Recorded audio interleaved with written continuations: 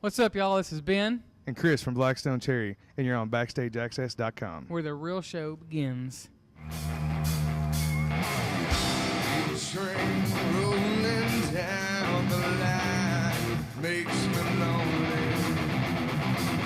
Sometimes I wish to ride away. Sometimes. All right, Backstageaxxess.com. We're here at NAMM 2013 with two guys from Blackstone Cherry, Ben and Chris. How you guys doing? Doing good, man. Rocking and rolling. You guys have kind of been almost, I don't want to say a staple here, but you guys have been here in the past working your asses off. Tell us about the NAMM experience for you guys personally. It's I like it better up here than I did the years when Peavey was downstairs, because Right. you hear Shredfest every year downstairs, and I leave with a headache, man. I can't handle guys playing 10 million notes in 10 seconds all day long. And we're at the And Peavey it's booth. just, yeah, it's a little calmer up here. Actually, I forget that there's a whole other level downstairs of where all the extreme madness is. Right. So it's cool. It gets a little crazy, but and you guys did a little sampling of some tunes earlier today. And do you guys get nervous? Because a lot of artists sometimes get nervous in a smaller setting than a bigger stadium like that. I mean, how do you guys take that? How do you guys feel? We don't really get nervous much anymore. I mean, we've been playing live, since 2001, and touring professionally since 2006. So all the jitters are kind of gone. I mean, the only time we really get nervous anymore is like really big festivals, like overseas, and Okay. like Download Festival in the UK. When you walk out and there's 80,000 people out there, you're kind of like, damn. So the bigger the crowd for you guys. Okay, so Yeah. a little bit. Yeah. I think there's always still a little bit of antsiness, you know what I mean? A little, butterflies, you know what I mean? It just Right. because you're going out there and you're putting yourself on a pedestal at that point. So okay, this is what we do. There's Right. people sitting there looking at you, you know. All eyes on you, right? So that's still there, and I hope for me anyway, but it's a cool feeling because it keeps you on your toes, As long as I remember the words, everything, I'm good.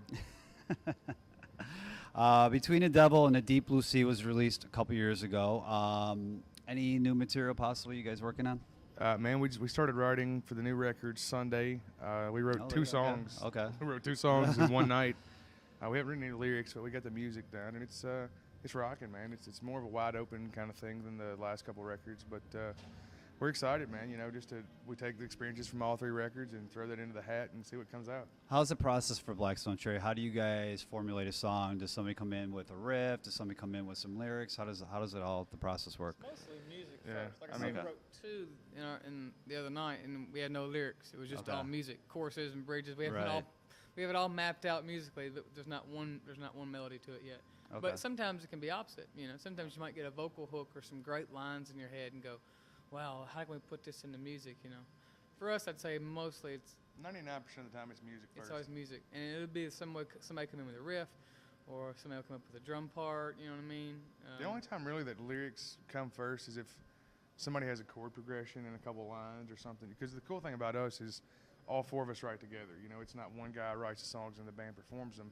All four of us get in there and write the songs. Like the other night at the practice house, I think I had a riff, and then Ben had the next riff, and we just bounce off. We've been playing guitar together for the better part of 12 years, so we bounce off each other really well. These guys just said about working on new music. What about touring? I know you guys are a huge touring back. Then that's seeing these guys live is a different thing. You guys got to check these guys out for sure. But are you guys gonna be doing any shows this summer, festivals or anything like that? Pretty much festivals is about it, because we're writing, and then hopefully by July or August we'll be in the studio, working on the album. Hopefully we'll have it done by then. We're supposed to. Yeah. If we want it, yeah. The label It's told us all if we want the legality album out stuff. this year, it's got to be done, at a certain point. So Are we looking at a 2013 release? hopefully. If everything went our way, with everything, it'd come out this year, and we would, and we'd get, especially back over to Europe too.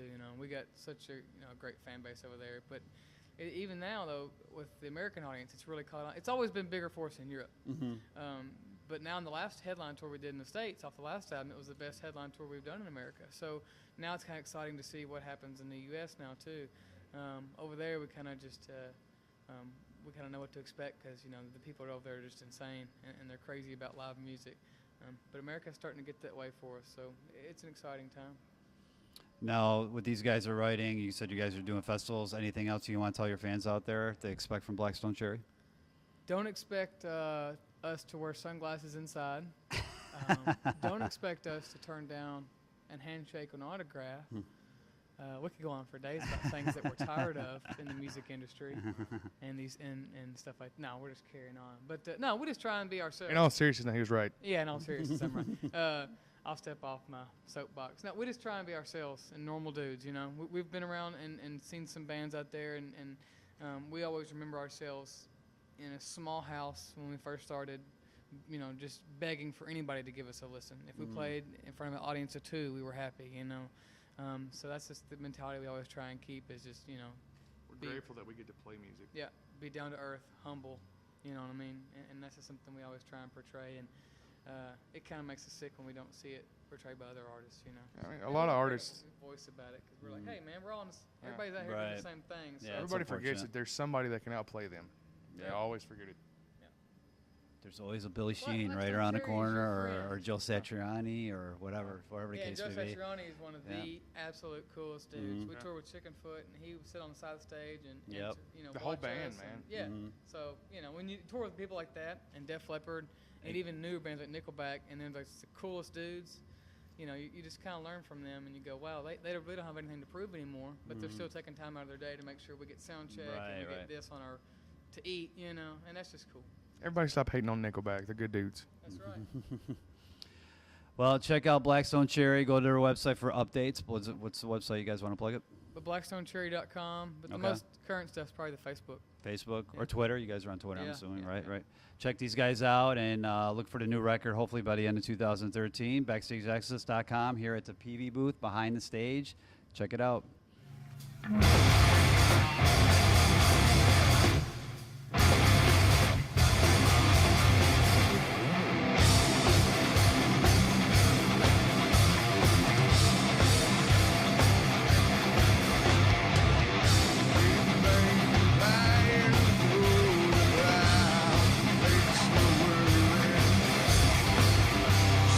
Sometimes